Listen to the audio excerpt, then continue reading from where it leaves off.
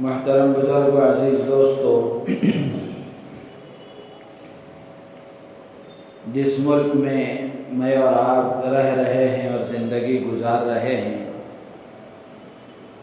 ये हमारा मुल्क एक आज़ाद जमहूरी डेमोक्रेटिक मुल्क है।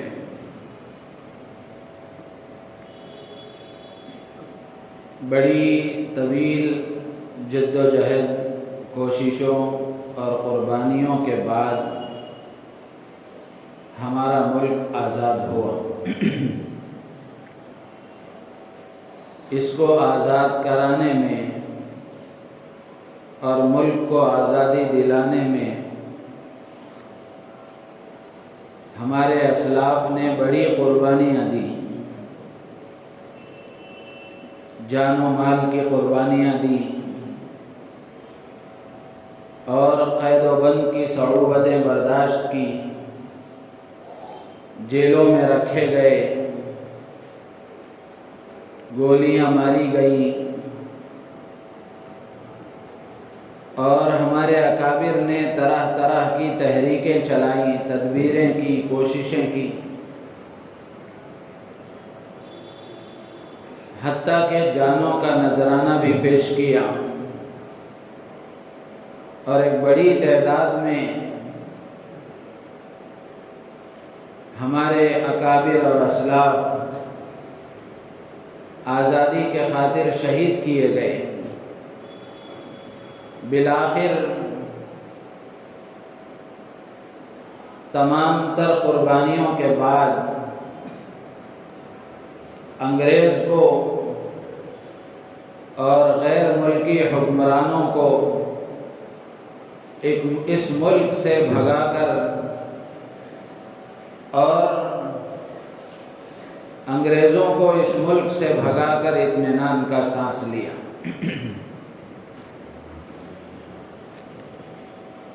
वहीं अंग्रेज़ों ने और गैर मुल्की हुक्मरानों ने अपने इख्तिदार को बाकी रखने के लिए, अपनी हुकूमत को बरकरार रखने के लिए, अपनी सल्तनत को बाकी रखने के लिए उन्होंने भी तरह तरह की कोशिशें की। लालच दिए, रिश्वतें दी, इख्तिलाफात पैदा किए, फ़िरक़ावाराना इख्तिलाफात पैदा किए, आपस में गलत फहमियाँ पैदा की। इख्तिलाफ पैदा करो और हुकूमत करो, डिवाइड एंड रूल, ये पॉलिसी भी उन्होंने अपनाई। हर तरह की कोशिशें उन्होंने पूरी तरह की। हिंदुस्तान के मासूम बाशिंदों पर तरह तरह के जुल्म व सितम के पहाड़ तोड़े गए, गोलियां चलाई गई, चलती ट्रेनों में से बाहर फेंका गया, फांसी के फंदों पर लटकाया गया।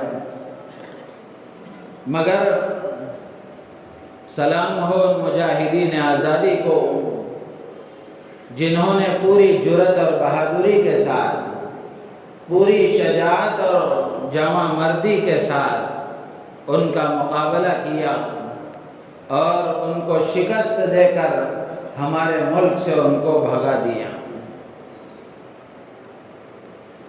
ये भी एक हकीकत है जिसको कोई कुछ कर ले छुपा नहीं सकता। तारीख़ के औराक़ में ये चीज़ें लिखी हुई हैं और हमारे मुल्क का चप्पा चप्पा इसकी गवाही देता है। हमारे मुल्क के गोशे गोशे इसकी गवाही देंगे कि हमारे मुल्क की आज़ादी में कुदरती तौर पर, यह अल्लाह ही की तरफ से फ़ैसला था कि कुदरती तौर पर हमारे मुल्क की आज़ादी में मुसलमानों का बड़ा हिस्सा रहा है। और उसकी एक अहम वजह यह भी है कि अंग्रेज़ों ने जो इख्तिदार छीना था और जो हुकूमत छीनी थी वो हमसे छीनी थी।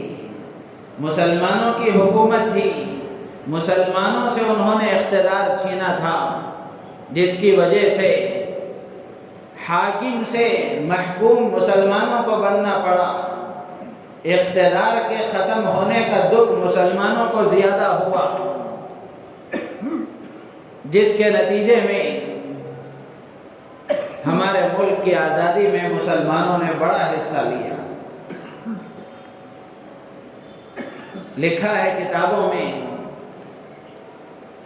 कि जितनी आवाम और जितने आम मुसलमान शहीद किए गए उनकी तादाद तो बहुत ज़्यादा है। सिर्फ और सिर्फ जंग आज़ादी के लिए शहीद होने वाले उलमा की तादाद 20,000 से 50,000 तक लिखी है।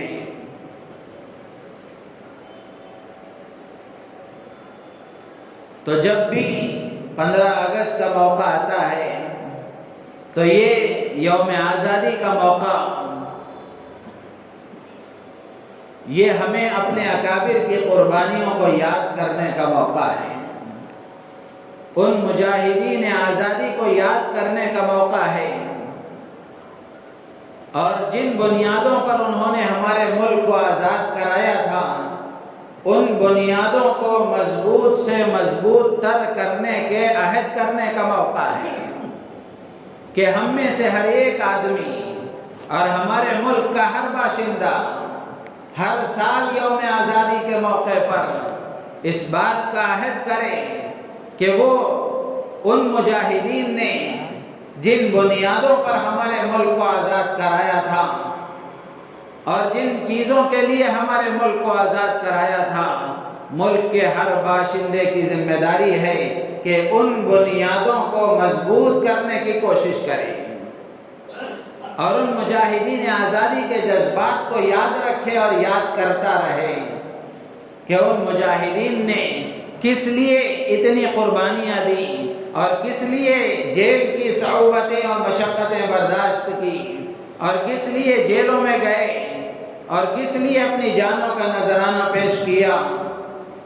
ये हर साल यौम आज़ादी के मौके पर हर मुल्क के बाशिंदे को, वह मुसलमान हो या गैर मुस्लिम हो, जिस मजहब से भी ताल्लुक़ रखने वाला हो, अगर वो अपने मुल्क का वफादार है तो उसकी जिम्मेदारी है कि वो मुजाहिदीन आज़ादी को याद करते हुए उन बुनियादों को मजबूत करने का अहद करें जिन बुनियादों पर हमारे मुल्क को मुजाहिदीन आज़ादी ने आज आज़ाद कराया था।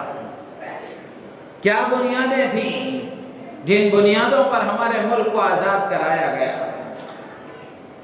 तो हमारा मुल्क जिन बुनियादों पर आज़ाद कराया गया था और आज़ादी के लिए कुर्बानियाँ दी गई थी, उसकी बुनियादें ये थी कि मुल्क का हर बाशिंदा अमन और चैन के साथ जिंदगी गुजारे, मुल्क के हर बाशिंदे को अच्छी तालीम मिले, मुल्क के हर बाशिंदे को अच्छी तालीम मिले और उसके लिए अच्छे रोजगार फराहम हो, कारोबारी अंदाज से वो तरक्की करे, हर एतबार से हमारा मुल्क तरक्की करे और मुल्क का हर बाशिंदा तरक्की करे, बेरोजगारी ख़त्म हो, गुर्बत का खात्मा हो, बदअमनी का खात्मा हो, मुल्क का हर बाशिंदा आपस में हर एक दूसरे का खैरखा हो, एक दूसरे के दुख दर्द को समझने वाला हो और हर मजहब वाले को अपने मजहब के मुताबिक जिंदगी गुजारने की आज़ादी हो और अपने मजहब की तबलीग करने की आज़ादी हो और अपने मजहब की तालीम गाहों को खोलने की आज़ादी हो और मजहबी तालीम को आज़ादी के साथ दिया जाए, उसके लिए पूरी तरह से इंतजामात हो। इन बुनियादों पर हमारा मुल्क आज़ाद कराया गया। मेरे अजीज़ और दोस्तों बुजुर्गों, अगस्त का महीना चल रहा है, 9 तारीख है, आने वाली जुमेरात को 15 अगस्त का दिन है, तो तकरीबन गालिबन 77वां यौम आज़ादी इस वक्त मुल्क मनाने जा रहा है। मुल्क को आज़ाद हुए 76 साल हो गए। 70 पर 6 साल हो गए। अब हर मुल्क के बाशिंदे को मुल्क की मौजूदा सूरत हाल को सामने रखकर देखना चाहिए कि मुल्क में हमारे मुजाहिदीन आज़ादी ने जिन बुनियादों पर मुल्क को आज़ाद कराया था, क्या वो बुनियादें बाकी हैं? क्या मुल्क की मौजूदा हुकूमतें उन बुनियादों पर चल रही हैं? क्या मुल्क की मौजूदा सरकारें उन बुनियादों के मुताबिक अपनी आवाम को चला रही हैं? यह मुल्क के हर बाशिंदे को सोचने की चीज है। इसलिए कि मेरे अजीज दोस्त बुजुर्गों, बतौर खास मुसलमानों को सोचने की जरूरत है, इसलिए कि मुल्क की आजादी में मुसलमानों का बड़ा हिस्सा रहा है। हम इस मुल्क में किराएदार नहीं हैं, ठेकेदार हैं, हिस्सेदार हैं, हकदार हैं। और हम अपने मुल्क में बाई चॉइस रह रहे हैं, बाई चांस नहीं रह रहे हैं। हमें मौका था किसी और मुल्क को जाने का, हमें इख्तियार था किसी और मुल्क को चले जाने का, लेकिन हमारे अकाबिर ने, हमारे बुजुर्गों ने हमारे मुल्क की धरती को पसंद किया, यहाँ रहने को तरजीह दी और यहाँ से हिजरत करना उन्होंने गवारा नहीं किया। इसलिए कि यहाँ हमारी मस्जिदें हैं, यहाँ हमारी दरगाहें हैं, यहाँ हमारे बुजुर्गों के मकबरे हैं, यहाँ हमारे बुजुर्गों के कब्रिस्तान हैं और यहाँ हमारे अकाबिर की यादगारें हैं। इनको छोड़कर हम यहाँ से कैसे जा सकते थे? तो मेरे अजीज दोस्त बुजुर्गों, हर यौम आज़ादी के मौके पर मुल्क के हर बाशिंदे को, मुल्क से मोहब्बत रखने वाले हर शहरी को, बिलखुसूस मुसलमान को इन बातों का ख्याल रखना चाहिए और इस मौके पर मुजाहिदीन आज़ादी को याद करना चाहिए। और उन मुजाहिदीन आज़ादी ने जिन बुनियादों पर मुल्क को आज़ाद कराया था, उन बुनियादों को मजबूत करने का अहद करना चाहिए। मुल्क की जो सूरत हाल इस वक्त है, हम देख रहे हैं कि हर तरफ बदअमनी है, अमन नाम की कोई चीज नहीं है। बेरोजगारी उरूज पर है, गुर्बत अपनी शरह रोज बरोज बढ़ा रही है। नौजवान पढ़े लिखे बगैर नौकरियों के, बगैर मुलाजमतों के ठेले पर कोई चीजों के बेचने पर मजबूर होकर फिर रहे हैं। मेरे अजीज दोस्त बुजुर्गों,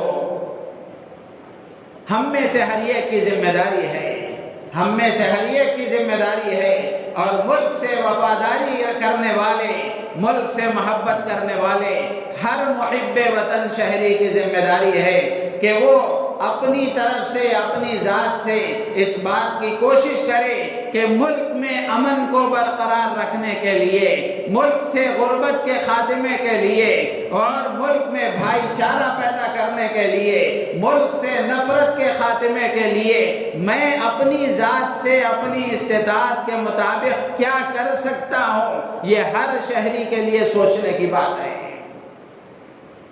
सिर्फ सोचने की नहीं, उसको अमली तौर पर इख्तियार करके उसको अमल में लाने की बात है।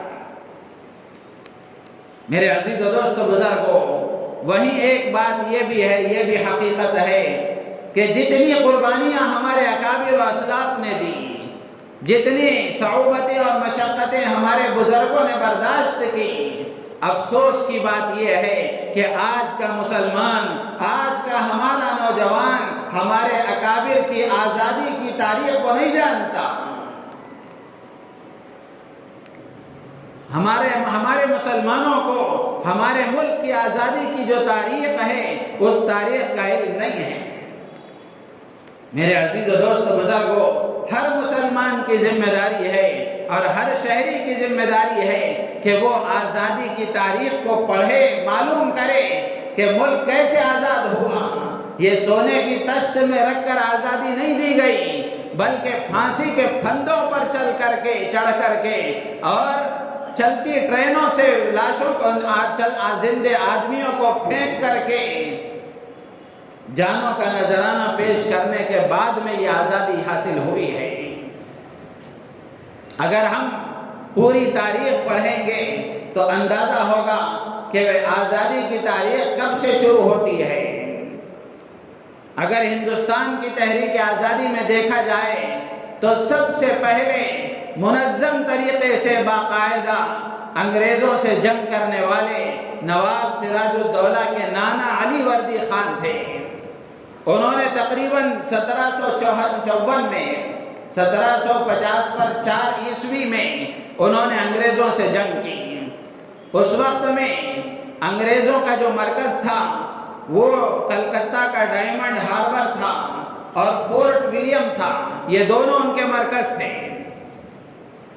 नवाब सिराजुद्दौला के नाना अली वर्दी खान ने अंग्रेज़ों से जंग करके फोर्ट विलियम पर हमला करके अंग्रेज़ों को भागने पर मजबूर किया और अंग्रेज़ अपने दूसरे मरकज़ डायमंड हार्बर में जाकर पनाह लेने पर मजबूर हुए।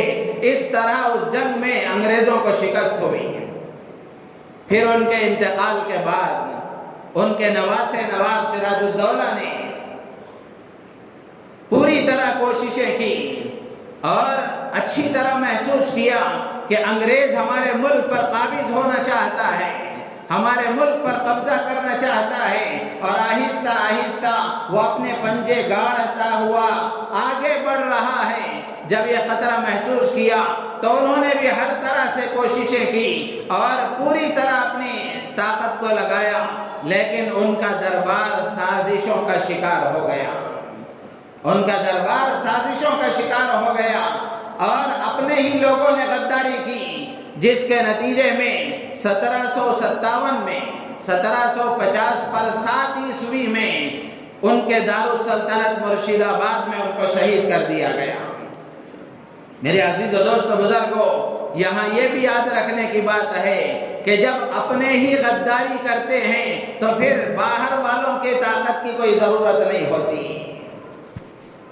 और मुल्क को या फिर अपनों या हमको या हमारी कौम को सबसे ज्यादा तक नुकसान हमारे अपने ही लोगों से हुआ है।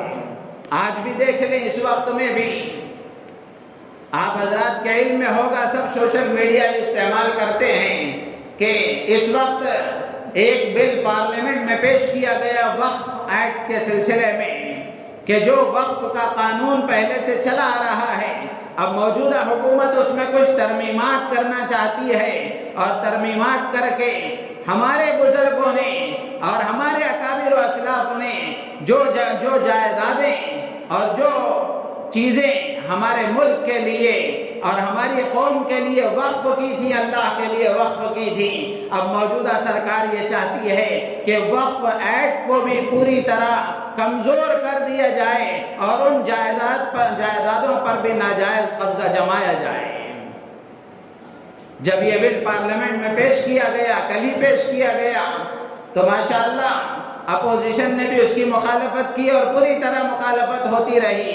मुझे यहाँ बताना ये मकसद ये है, यहाँ अर्ज करने की बात ये है कि अपनों में से ही कुछ तंजीमें ऐसी उठ गई जिन्होंने मौजूदा सरकार की हिमायत की है, वक्फ एक्ट की तरमीमात के सिलसिले में हिमायत की है।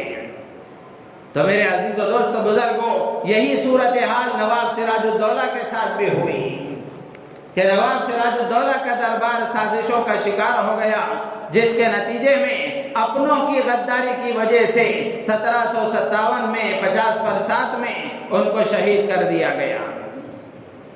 फिर उसके बाद में आज़ादी की जो तारीख है, ये रियासत मैसूर की तारीख के बगैर आज़ादी की तारीख लिखी नहीं जा सकती। हज़रत मौलाना सैयद अबुल हसन अली नदवी रहमतुल्लाह अलैह ने लिखा है कि सबसे पहला शख्स वो था जिसने जुनूब के इलाके में इस बात को महसूस किया कि अंग्रेज पूरी तरह से काबिज होना चाहता है। इन दोनों को जब शहीद कर दिया गया, इनका इंतकाल हो गया। नवाब सिराजुद्दौला को शहीद करने के बाद अंग्रेज बंगाल पर और बिहार और उड़ीसा के इलाकों पर पूरी तरह हावी हो गया।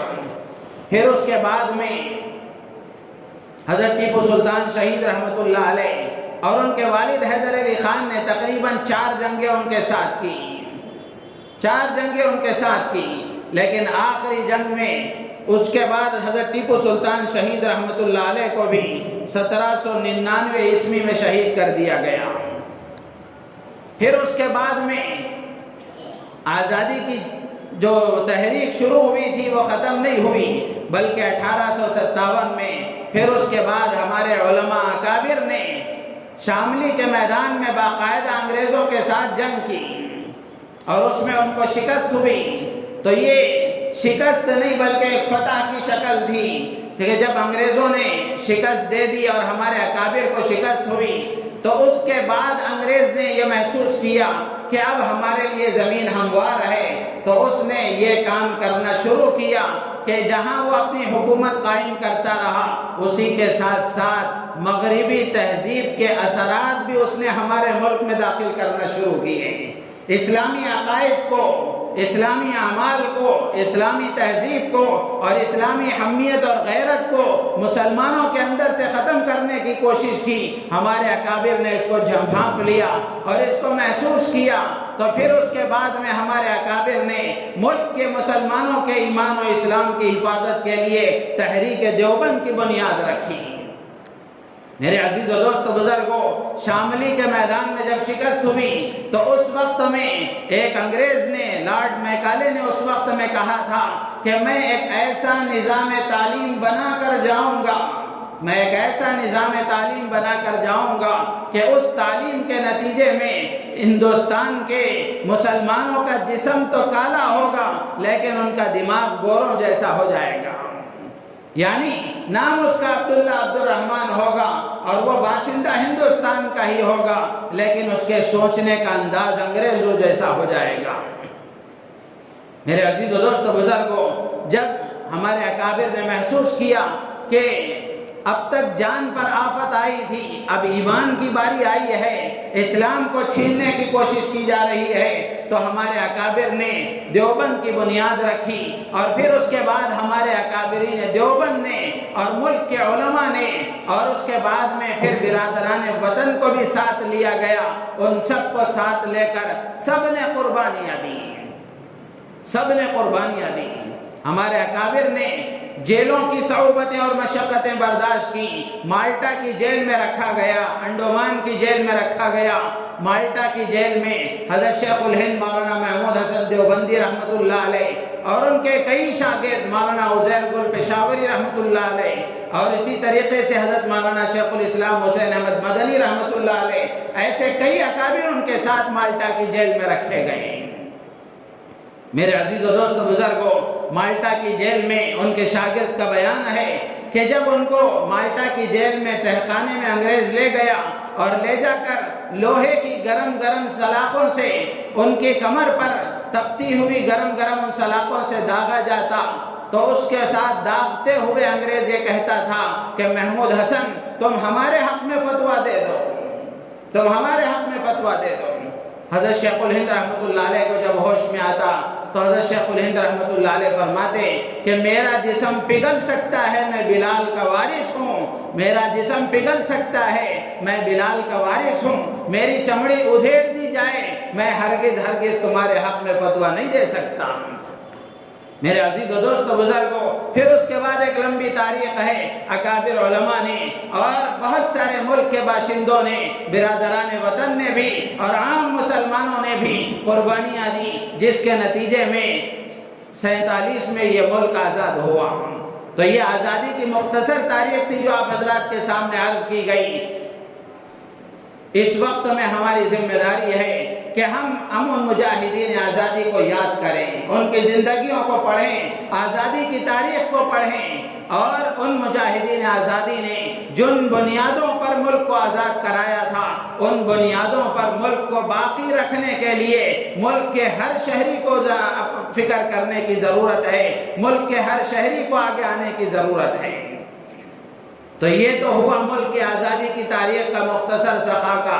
लेकिन अब मुल्क की आज़ादी का दिन आता है तो मुल्क में क्या होता है, मुल्क की आज़ादी का दिन आता है तो मुल्क में क्या होता है, स्कूलों में क्या होता है, कॉलेजों में क्या होता है। मेरे अजीज दोस्तों बुजुर्गों को बड़ा दुख होता है, बिरादरान वतन की और गैर मुस्लिम मैनेजमेंट की स्कूल हो तो वो जो चाहे करे, हमें उससे कोई गिला नहीं है, लेकिन मुस्लिम मैनेजमेंट स्कूल है वहाँ भी हमारे अकाबिर की कुर्बानियों की तारीख बताई नहीं जाती, हमारे बच्चों को हमारे अकाबिर की तारीख सुनाई नहीं जाती।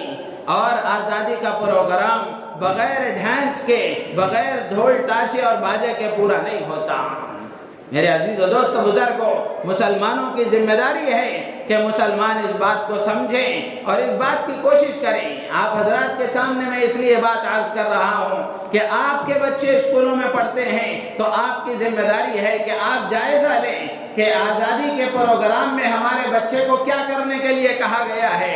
डांस करने के लिए अगर कहा गया है, ढोल ताशे बजाने के लिए अगर कहा गया है, आपकी जिम्मेदारी है कि आप मैनेजमेंट से मिलकर कहें हमने बच्चों को पढ़ाने के लिए भेजा है, नचवाने के लिए नहीं भेजा है, डांस कराने के लिए नहीं भेजा है। आप मुसलमान हैं, हम भी मुसलमान हैं, क्या इस्लामी शरीयत इसकी इजाज़त देती है? हर माँ बाप की जिम्मेदारी है। एक साथी ने सुनाया कि इसी तरह का प्रोग्राम था और स्कूल के मैनेजमेंट ने उनको फ़ोन करके कहा कि आपकी बच्ची बड़े अच्छा डांस करती है, इसलिए इस प्रोग्राम में आपकी बच्ची का डांस करना तय हुआ है। वो साथी विजयनगर के स्कूल है, सीधे वहाँ गए, जाकर मैनेजमेंट से उन्होंने यही जुमला कहा कि हमने आपके पास बच्ची को पढ़ाने के लिए भेजा है, नचवाने के लिए नहीं भेजा है। ये जुमला जब उन्होंने, हमारे साथी ने उनके सामने कहा, मैनेजमेंट का कोई जवाब नहीं था। मेरे अजीज दोस्तों बुजुर्गों, हमारी भी कुछ जिम्मेदारी बनती है और हमारे मोहल्लों में जो मुस्लिम मैनेजमेंट स्कूल हैं उसमें हमारे ही तो बच्चे पढ़ते हैं। हमारी जिम्मेदारी है कि उन मुस्लिम मैनेजमेंट स्कूल वालों को भी ये पैगाम दें और हम अपने तौर पर पैगाम दें जा करके कि हमारे आज़ादी के प्रोग्राम हो या कोई भी प्रोग्राम हो, उसमें कोई ऐसा काम नहीं होना चाहिए जो इस्लामी शरीयत के खिलाफ हो। क्या उसके बगैर प्रोग्राम नहीं हो सकता? क्या उसके बगैर प्रोग्राम नहीं किया जा सकता? जरूर किया जा सकता है। होना ये चाहिए कि एक एक बच्चे को इस तरह का निज़ाम बनाया जाए कि एक एक मुजाहिद आज़ादी की ज़िंदगी पर 5-5 मिनट एक एक बच्चे को तकरीर करने के लिए कह दिया जाए। पूरी आज़ादी की तारीख सुनाई जा सकती है और सब कुछ बताया जा सकता है। लेकिन मेरे अजीज दोस्त बुजुर्गों, इसीलिए एक बुजुर्ग ने फरमाया था कि स्कूल दो तरह के हैं, एक मुस्लिम मैनेजमेंट स्कूल है और एक इस्लामी माहौल वाला स्कूल है। इस वक्त में हमारे बच्चों के ईमान और इस्लाम की हिफाजत के लिए मुस्लिम मैनेजमेंट स्कूल हरगिज काफी नहीं है। इस्लामी माहौल वाले स्कूल कायम करने की जरूरत है, जहां उनका लिबास इस्लामी हो, जहां उनका दिलो दिमाग इस्लामी हो और जहां के लोग इस्लामी तौर तरीके के मुताबिक हमारे बच्चों को पढ़ाएं और इस्लाम के खिलाफ जो एतराज़ात और जो कोशिशें हो रही हैं हमारे बच्चों को उससे आगाह करें। तो इसलिए कोशिश इस बात की जाए कि मुस्लिम मैनेजमेंट स्कूलों में जो नाचने गाने के जो प्रोग्राम हो रहे हैं इनको ख़त्म करने की कोशिश की जाए। उसके लिए माँ बाप अगर फिक्र करेंगे और हर पेरेंट्स इस बात की अगर कोशिश करेंगे कि हमारा बच्चा डांस नहीं करेगा और हमारा बच्चा कोई ऐसा काम नहीं करेगा जो शरीयत के खिलाफ हो, तो फिर मुस्लिम मैनेजमेंट स्कूल भी फिक्र करेगी और कोशिश करेगी इस तरह से कि वो इन कामों को रोकने की कोशिश करेंगे। अल्लाह ताला से दुआ है अल्लाह ताला हम सबको इन बातों पर अमल की तौफीक अता फरमाए और हमारा मुल्क जिन बुनियादों पर आज़ाद हुआ अल्लाह ताला उन बुनियादों को मजबूत से मजबूत तर करने की हम सबको तौफीक अता फरमाए, हमारी नीयतों में इखलास पैदा फरमाए। आमीन व आखिर दावाना अनिल हम्दुलिल्लाह।